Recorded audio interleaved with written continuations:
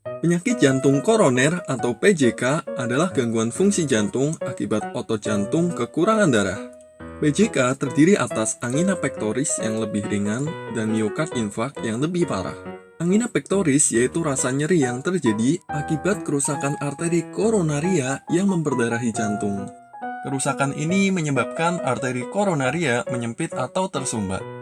Kerusakan yang terjadi bisa berupa plak sobekan pembuluh darah, bekuan darah, atau yang paling sering karena timbunan lemak pada dinding pembuluh darah yang disebut aterosklerosis.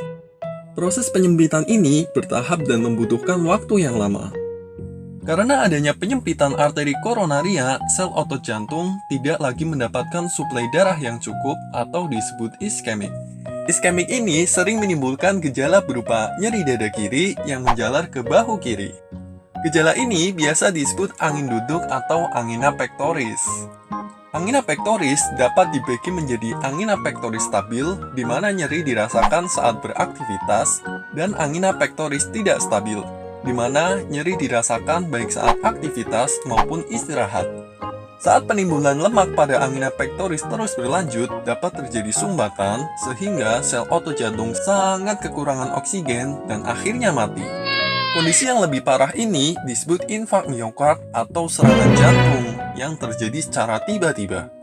Infark miokard bisa dibedakan menjadi ST elevasi miokard infark atau STEMI dan non-ST elevasi miokard infark atau non-STEMI.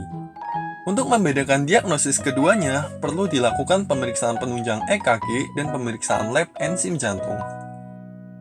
Gejala yang bisa ditimbulkan penyakit jantung koroner ini antara lain berdebar-debar, nyeri dada, mual dan muntah, sesak nafas, keringat dingin, letih, pusing, dan sakit kepala. Di Indonesia sendiri, penyakit jantung koroner menjadi penyebab kematian tertinggi kedua setelah penyakit stroke.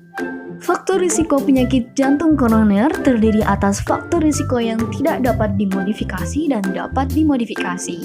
Faktor risiko yang tidak dapat dimodifikasi meliputi umur, jenis kelamin laki-laki, dan keturunan maupun ras. Sedangkan faktor risiko yang dapat dimodifikasi meliputi merokok, dislipidemia, hipertensi, diabetes mellitus, kurang aktivitas fisik, berat badan berlebih, diet tidak sehat, stres, dan konsumsi alkohol berlebih. Untuk mencegah penyakit jantung koroner ini, Kementerian Kesehatan menyarankan untuk selalu cerdik, yaitu cek kesehatan secara berkala, hindarkan asap rokok, rajin aktivitas fisik, diet sehat dan seimbang, istirahat cukup, dan kelola stres.